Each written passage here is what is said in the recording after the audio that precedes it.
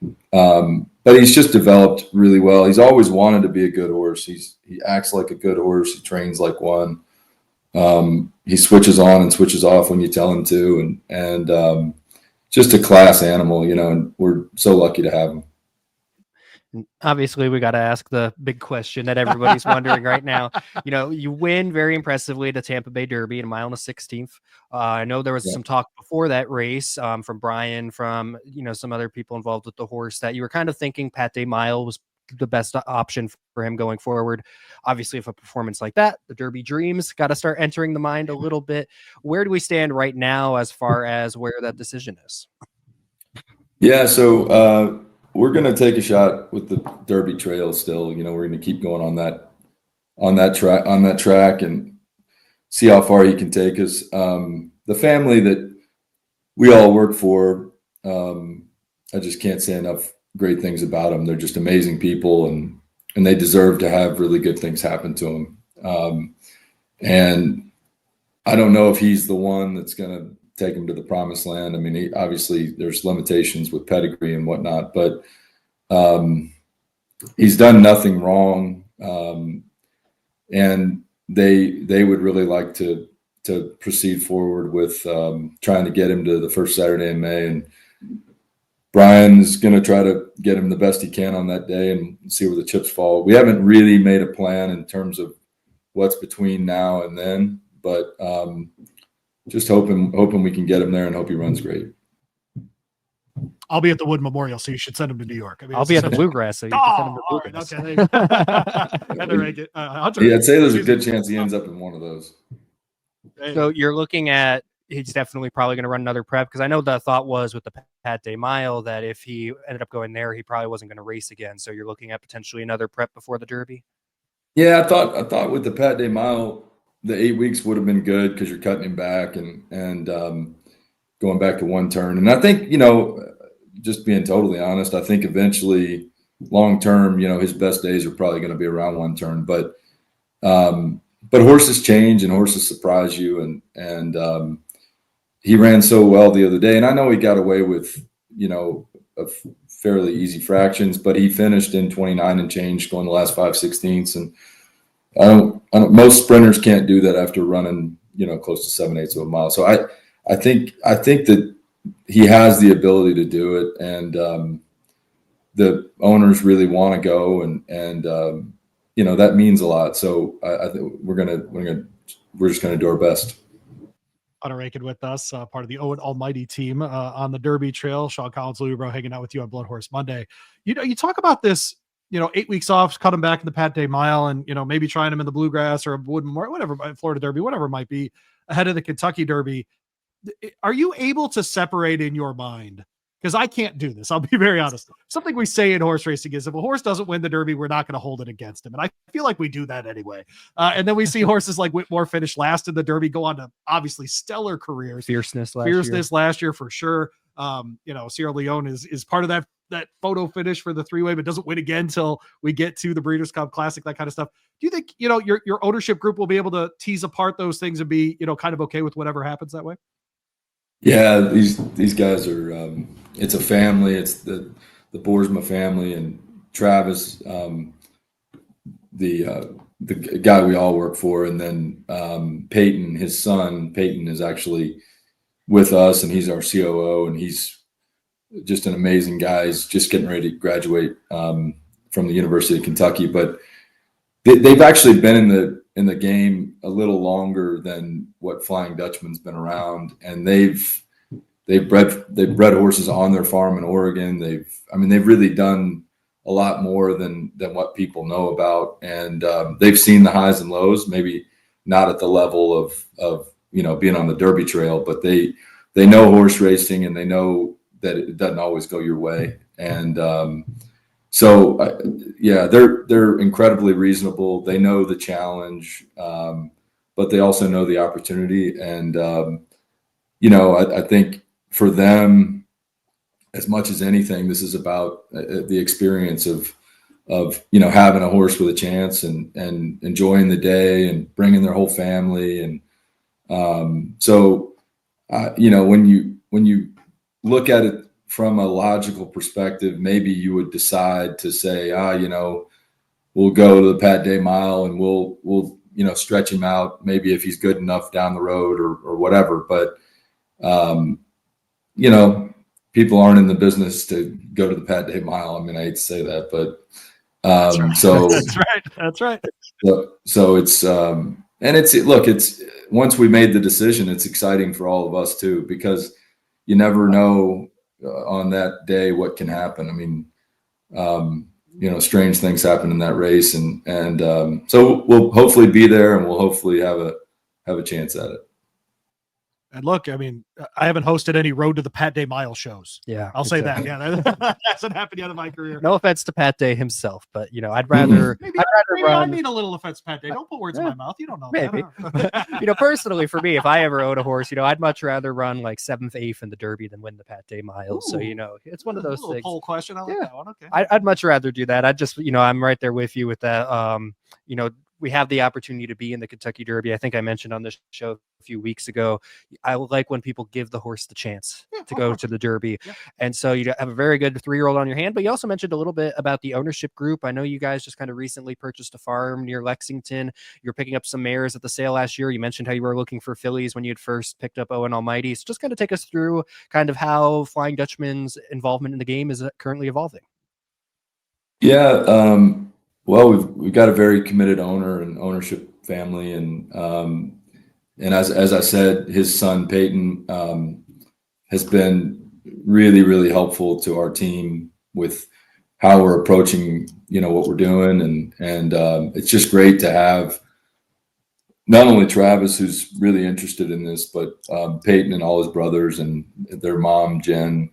They're all really bought in and really excited about what we're trying to do, and we want to play the game at every level, and you know, we're up to 14 or 15 mares now, and we're going to try and grow that as best we can. Probably double that number, maybe even a little more than that, and then we're going to be active, you know, at the yearling sales mostly, I would say, and then we've bought a few 2-year-olds here and there. So, but the yearlings is where we kind of focus our energy. We did buy one weanling last year, but yeah, it's we're building for the long term. We're trying to buy fillies with pedigree like everybody else is, and hopefully we can home grow some of the ones that we get excited about. But obviously we're going to build through the sales as well. So it's a comprehensive plan, and like I say, it's just we're so fortunate to work for such great people.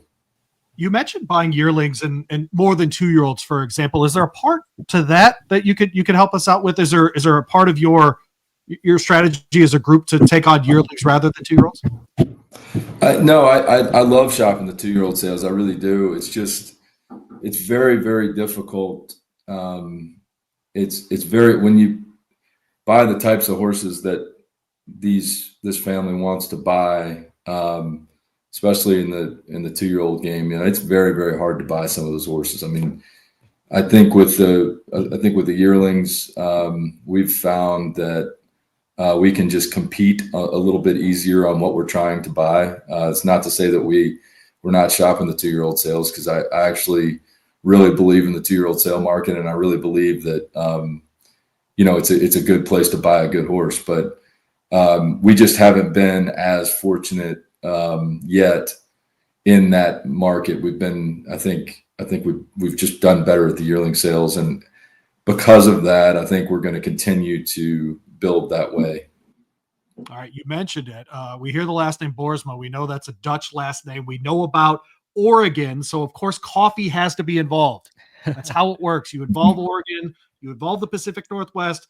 Coffee is involved. Do you understand me, young Sean Collins? Yes, I do. Yes. On this St. Patrick's edition of the BloodHorse Monday. All right, so what does this horse have to do to get like a signature latte named after it? Like, what do we got to do?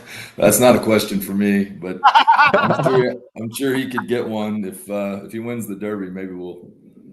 Owen, he's named after.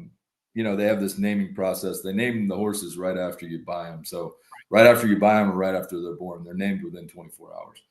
So the family all submits names and they vote on them, and the winning name, you can't vote on your own name and the winning name wins. Well, Owen Almighty is named after the Steve Carell character. He's the second youngest son, and he's a great guy, and he named him himself. He named Owen Almighty. So you know what? I don't like guys that get their own like they try to give themselves nicknames. But if you're a little kid and you get a Derby contender named after, do it. Get after it. Yeah. Well, he's not a little kid. He's in high school, but I think I saw. We love the name. We love it. I think I saw him mention. I was an interview with our good friend Jenny Reese after he won Ellis Park last year. I think he mentioned that was like his name that he had created when he and his friends were racing like their scooters against each other or something like that. So that name's been around for a while, and now he sounds like. Yeah, it was a good one to name that, because he's a cool horse. He's mighty. Well, speaking of cool horse, I know I got to see him quite a bit last year when he was at Churchill. Churchill's backside's reopening tomorrow. Are there any plans as far as when he's going to be back in the Bluegrass State? Are you guys waiting to pick out a race, or is he going to be coming up a little bit sooner, stay in Florida a little bit longer? Kind of what's his I think the chances are, Sean, he'll end up in the Bluegrass. I don't know that for sure, but I think that's kind of what we're looking at. And if that's the case, then he would ship either he'd work and then ship right after a work, say 13 days out, or if the weather looks like it's going to be iffy, we might wait and ship him the week of, but he'll be back in Kentucky soon. Sounds like I can sleep in tomorrow and I don't have to worry about getting to Churchill for when he gets there. Well, there you go. No van videos tomorrow is what you're saying? No van videos for me tomorrow.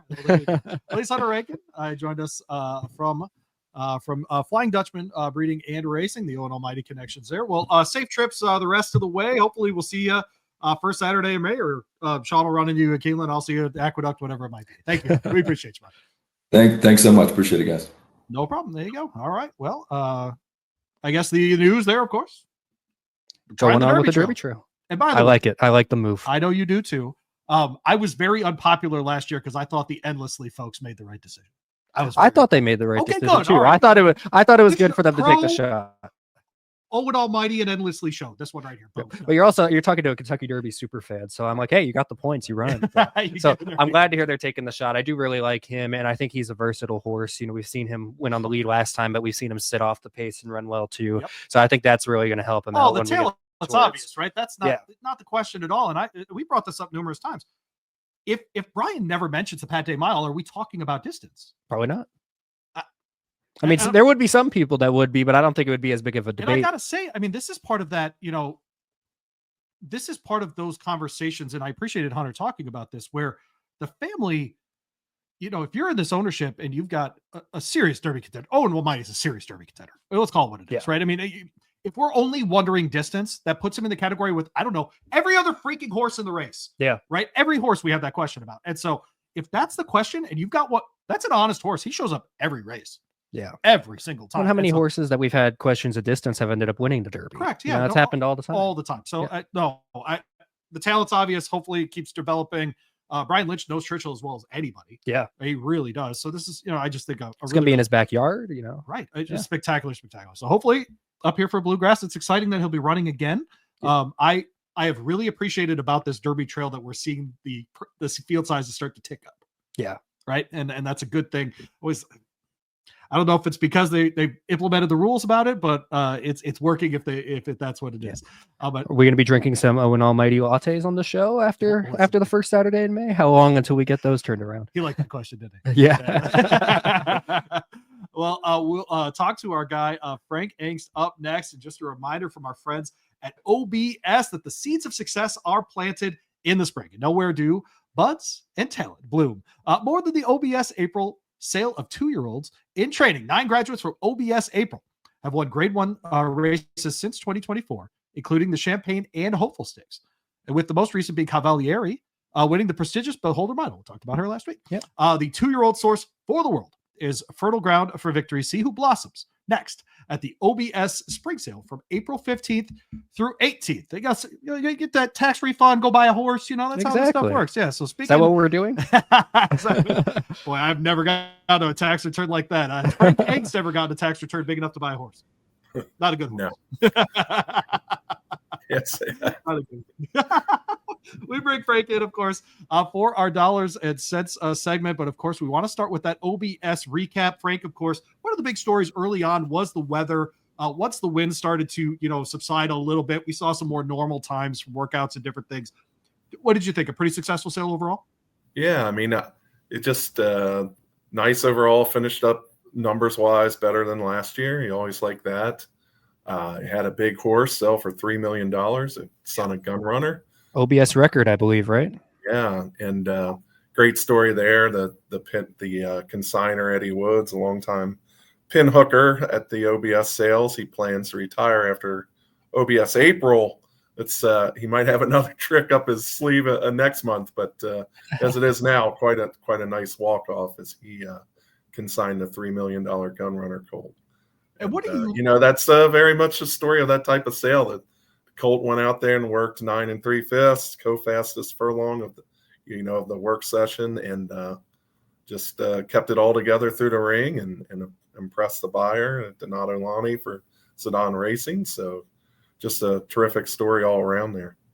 When we talked with the folks from OBS a couple of weeks ago, you did a segment, obviously, with I have her last name in my head, but Olivia. Olivia Newman, last week. Yeah. I had Newman in my head. For some reason, Seinfeld stuck in my head. Sorry, Olivia. But Olivia was down there as well.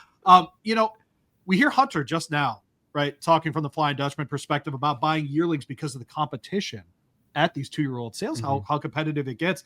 I think $3 million is a pretty good indication of that, Frank. Yeah, I think what Hunter was saying is, with just the larger selection of horses at the yearling sale, and you're taking a little bit more of a risk because they're not as developed.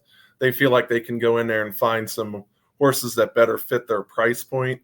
Whereas he feels like if they go to a 2-year-old sale, maybe a lot of people looking for the types of horses that they're looking for are falling in the same range. So says the yearling sale works in that regard, but he also said he likes the 2-year-old sales as well. So, it's a lot of times it's just being there and seeing what works out. Like, as he said with Owen Almighty, they were looking for fillies and that found a colt that they couldn't pass on. So you gotta be there first. They call it the practice of medicine and the practice of law because we're still trying to figure them out. We should start calling it the practice of bloodstock agent, right? I'm trying to figure it out because there's multiple approaches here, Frank, right? Where you're looking at yearlings or weanlings even, right? You're talking about 2-year-olds, buying a horse in training. There's lots going on. And one thing I liked about this sale, and maybe I'm tying two things together that aren't really tied together, but I kind of think they are, is it was just nice to see with everything that's going on this winter, with all the talk of decoupling and just some amount of uncertainty in Florida, to see the sale really come through and have a nice sale. Just get back some positive news in Florida, and there's certainly a lot of people that are really committed to making the Sunshine State a continued success story in racing. So that was nice to see as well.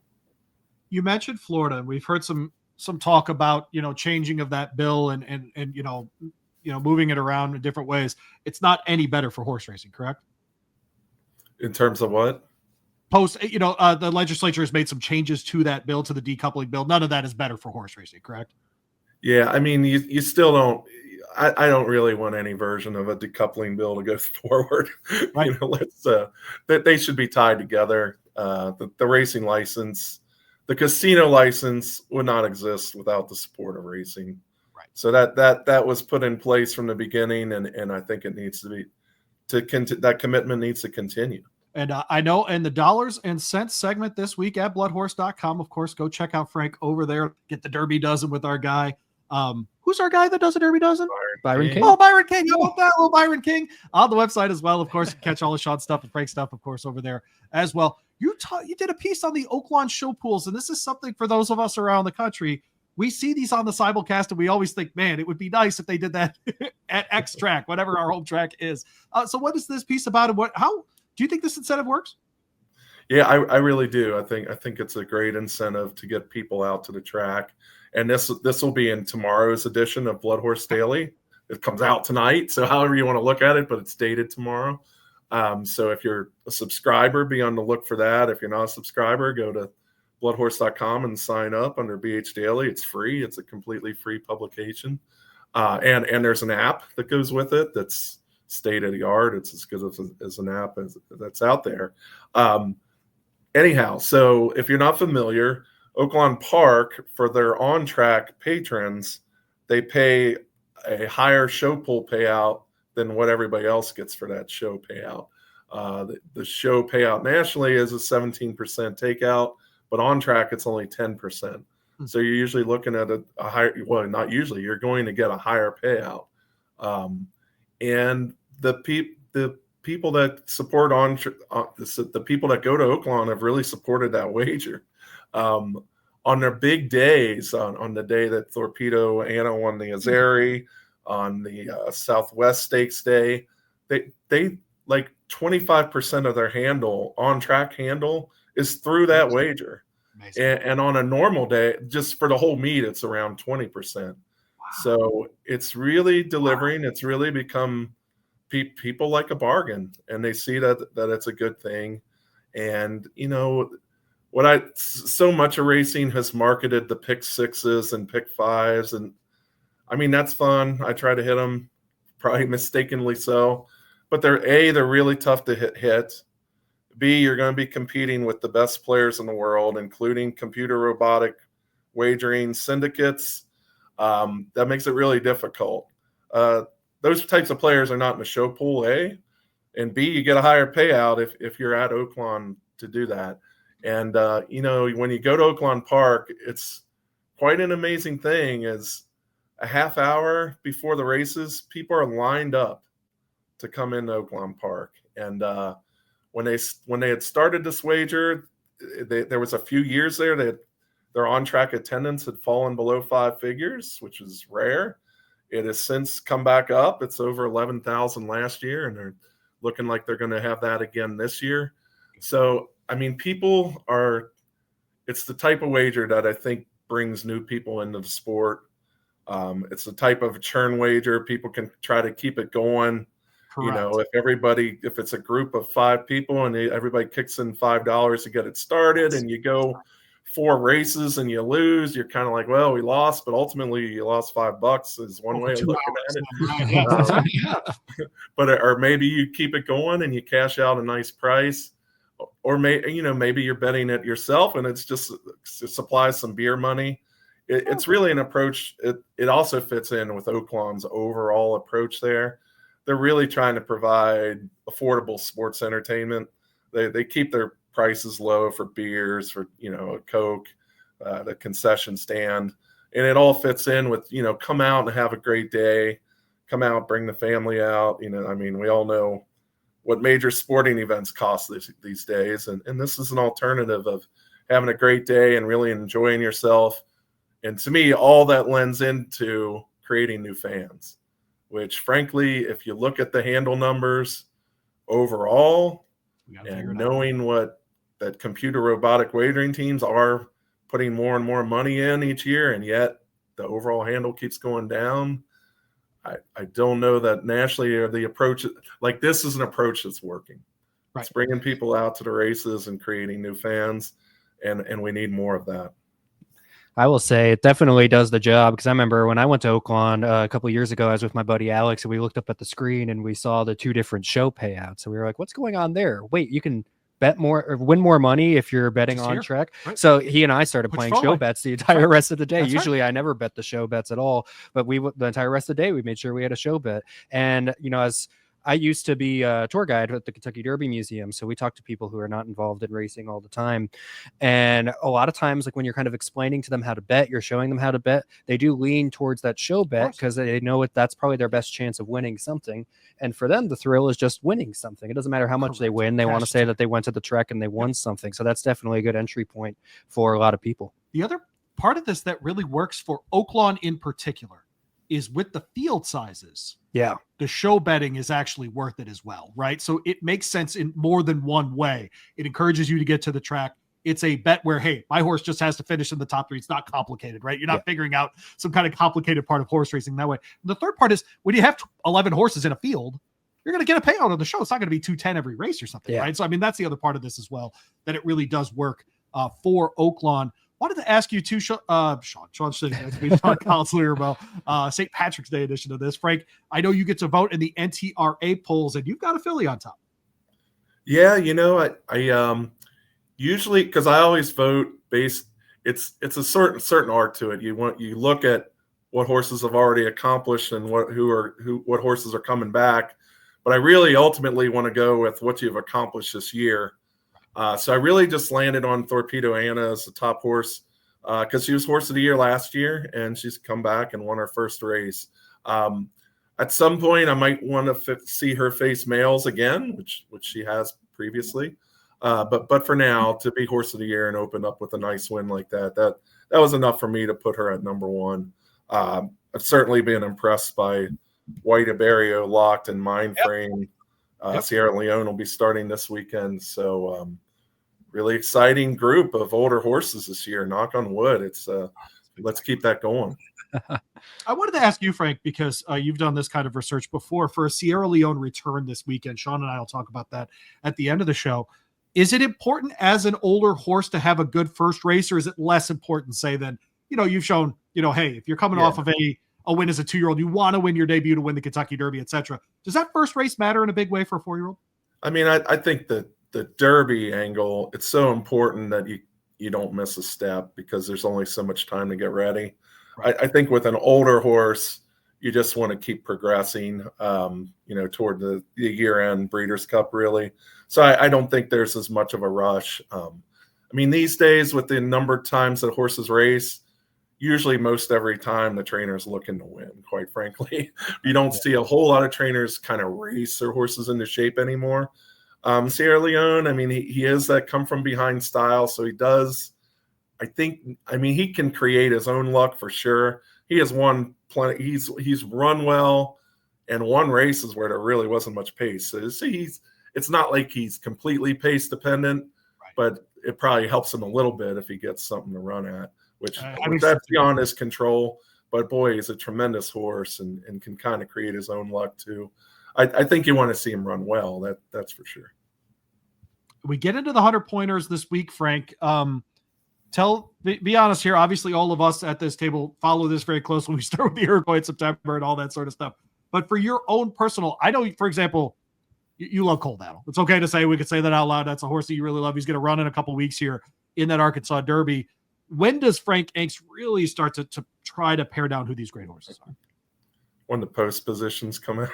I mean, I guess just in terms of my handicapping, I've always tried to I just think every race plays a little bit differently. And until I see what the pace scenario will be, where horses have drawn what posts, that's where I really form my opinion.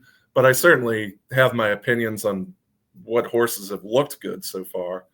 And, Colt Battle certainly, to me, feels like a horse of destiny on some level.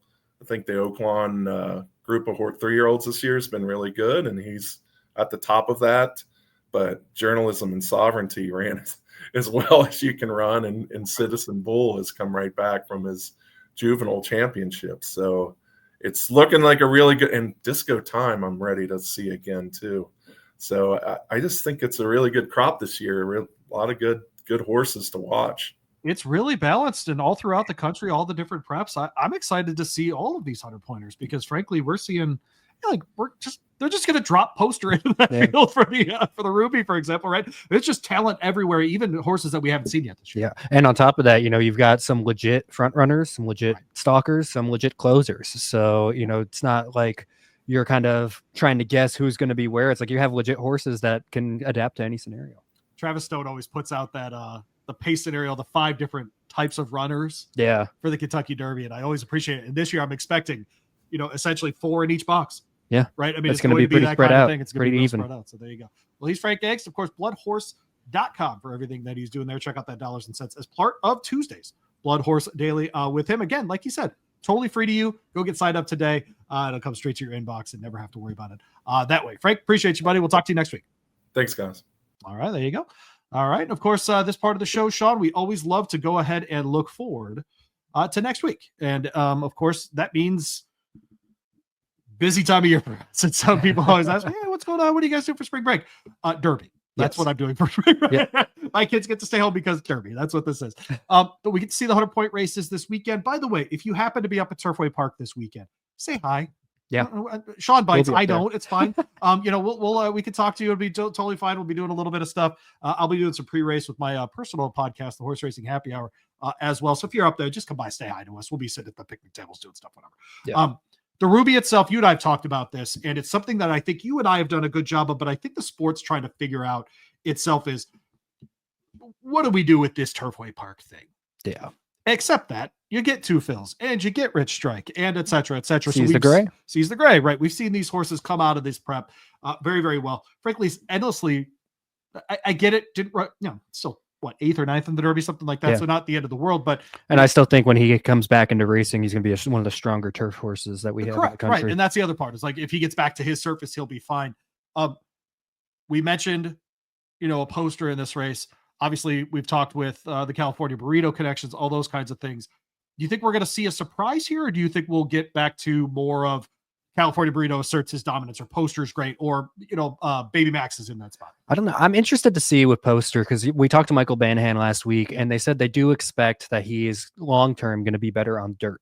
But this kind of is a race that's setting up for him. He's usually going to be off the pace. I don't know how much speed we're really going to have in this race. I guess we'll have to wait and see. Remember California Burrito and the Battaglia, just kind of, they weren't really planning to go up on the lead. They just kind of ended up there. Now, one of the horses I'm really looking forward to see run this weekend is Flying Mohawk, and see how he's going to run in here, because he's coming off 2 really good races on the turf, 2 big wins that he had there.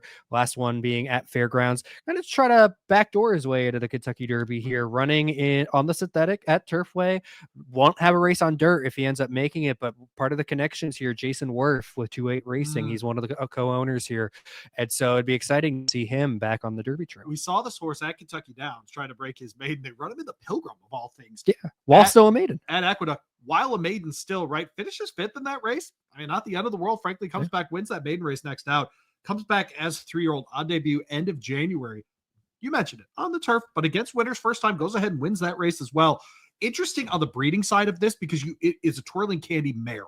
Yeah. Bonbon's floor. And I never quite know what the twirling candies can't do, but boy, they can do a lot. Yeah, they can. Right? And so this might be one where, he's good on the turf, but gets to that Churchill surface is just fine. We'll find out this weekend if he likes the synthetic. Yeah, and I really like too. This isn't just like a random he's ready for a race, we're putting him in. I know from talking to the connections that they've been thinking the Jeff Ruby with him for a while, probably since that allowance win. So they have been thinking Derby, even though he's been on turf. They have been thinking that for a while. So I think he's going to run big this weekend.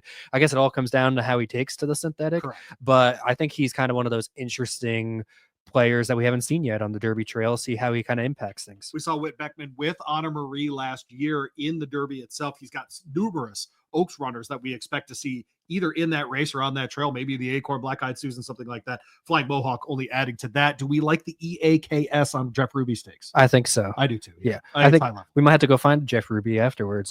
Listen, there is wagering to be done on Saturday. If the wagering goes well, I think Ruby is one of those things that you find. So you're buying is what I'm hearing. That's what you heard. Yeah. All right. How about that? Yeah. I'm going to hold you to that. And then, of course, at the Fairgrounds, we'll have the Louisiana Derby, the return of Sierra Leone on the undercard. Pretty strong undercard. Race. Pretty strong undercard of Sierra Leone. That's exactly right. I got to be honest. It gave me happiness that he didn't ship overseas, because we see so many of those horses run well there, and then they come back and it takes them so long to get back in the rhythm for whatever reason it is. We didn't get that with Sierra Leone. So the Breeders' Cup Classic champion is back this year, and he didn't have to ship to the Arabian Peninsula for his last race. He's going through more of a traditional North American route with this stuff. I like that a lot. I'm excited to see him on Saturday. I like the fact that originally when they declared that he wasn't going to go to the Saudi Cup, that they were targeting the Oaklawn handicap, and then they ended up in this spot because Chad Brown said he couldn't wait any longer. Right. The horse was ready to go. Right. So I do like that. He's already won at Fairgrounds when he won the Risen Star last year, and as Frank said, he can adjust to the pace. So this is going to be a really interesting race to see. His closing kick, how it's developed as a 4-year-old. fascinating Louisiana Derby as well. We'll get a bunch of names in here that we know. John Hancock scratches out of that Virginia Derby to go the mile and 3/16. We got to remember the longest Derby prep that we're going to see is Louisiana Derby. John Hancock in here off of his win in the Sam. Do we like him in this spot rather than the Virginia Derby? And I want to be clear. I do. I think this is a much better spot going 2 turns. Yeah. And I think, he breaks from the rail and, he's going to be up there on the pace. So I think that kind of works out for him pretty well. Hopefully he doesn't have any kind of stumble or anything coming out of the gate. He could get up there on the lead. But yeah, I think this is a great spot for him. And, Brad usually keeps a string of horses down there at fairgrounds. I like seeing him kind of stay with that group rather than having to ship all the way up to Virginia. I was concerned about how the pace scenario would have set up for him in Virginia. I think that proved to be a concern the way American Promise went after Getaway Car, but American Promise kind of had that trip that we were expecting John Hancock to have, kind of being that pace pressure. So I do like this spot for him. Other horses in here that we have seen before, obviously Caldera coming out of that incredible stretch run in the Sunland Derby. I wanted to ask you about him because we see how Getaway Car came back this weekend. So does that give you less confidence in Caldera, or does it give you confidence that the horse that kind of took it to Getaway Car was another Lucas trainee, and so maybe he learned something there to beat Getaway Car, and Caldera will be good to go this weekend? Kind of how do you envision him? Okay, so you and I have the same question. And for me with Caldera, I'm not going to hold the Getaway Car run against him in this case, because I think that pace in the Virginia Derby was going to get one of those 2 horses. Yeah. And it just happened to get Getaway Car. It happened to take him down as far as he was very tired by the time they got to the end of that race. And to be fair to him, we talk Pat Day Mile. Getaway Car might be a Pat Day Mile horse. Yeah. I think he'd be very live in there. But hey, he still has the points to qualify for the Derby, though. No he did doubt clinch that about it, right? this weekend. So I'm not going to hold that against him. I saw enough from Caldera, and he picks up Tyler here. I am not going to be tossing him for my tickets. Well, we know he's going to have a lot of fans on the track, because I can say between being at Tampa last week and being at Colonial this week, I've seen a lot of Caldera hats in the last 2 weeks, even when he's not been running. Right. So, my racehorse, obviously, they all got their fans everywhere. But just know if he's in front as they're coming down the stretch, it's going to be a pretty loud cheer down there at Fairgrounds. And another group we've had on the show here, Built, in this race. Yep. Obviously, they said look away and look at journalism, but Built is back in this one. This is his audition, essentially. This is the audition. This is essentially what will determine his future, how he runs this weekend. I like him. I don't think that he's going to have a problem with the distance, personally, from what I've seen. I think there was, the race that he ran in the Lecomte on that sloppy track. I thought he was right up there with Disco Time. I thought the 2 of them were pretty much on the same level when they came to the finish there. And I think the last race, maybe he just moved a little too early, which I thought was the right move, because he wanted to make sure he got ahead of East Avenue, not expecting East Avenue to run as poorly as he did. Sure. So you kind of made that early move to make sure you got ahead of him, and then he just kind of flattened out late. So I do like him on the bounce back. So what are your thoughts on Chunk of Gold? With him coming out of the Risen Star, just caught Built right there on the wire? It's an interesting one because he looked good, frankly, at Turfway Park. I was surprised they made the move in the first place. Happy to be wrong. Looked really great in the Risen Star last out. So obviously they think there's something about either Fairgrounds or the distance or the surface, whatever, that they're going to try him back in that spot. And I don't know if it's a giveaway, but the fact that the Ruby's out there, and he's been good on the synthetic on the same day, and that's where he's based at. And he's based at Turfway, and they ship him to Louisiana anyway. Now, to be fair, it's a little bit more money in New Orleans. Yeah, right, a little bit more money, but yeah, to me, it's kind of they're not tipping their hand, but I think they got a lot of confidence here. I agree. There you go. Should be a really, really great day. I love that. What do they call it? The Bluegrass Bayou. Yeah, the Bluegrass Bayou bets. I love those too. Yeah, I'm a real sucker. You'll be playing those, I'm sure. On track, like a good citizen. You understand me? On track. That's right. Like we heard with our guy Frank Angst. Of course, go check out bloodhorse.com for Blood Horse Daily. For all of those things, of course, you can catch us every week right here on Blood Horse Monday as well. We'll be up there at the track on Saturday at Turfway Park if you want to come by and say hi there as well. Well, for Sean O. Collins, I'm Louie Rabaut on a St. Patrick's Day edition of the Blood Horse Monday. Appreciate you hanging out with us. Have a great week. We'll be right back here next Monday. The Blood Horse is dedicated to the improvement of thoroughbred breeding and racing for over 100 years. Don't forget to like, subscribe, and save Blood Horse Monday on all your platforms. For the latest news, analysis, and insights, visit us at bloodhorse.com. Thanks for listening, and we'll see you next week.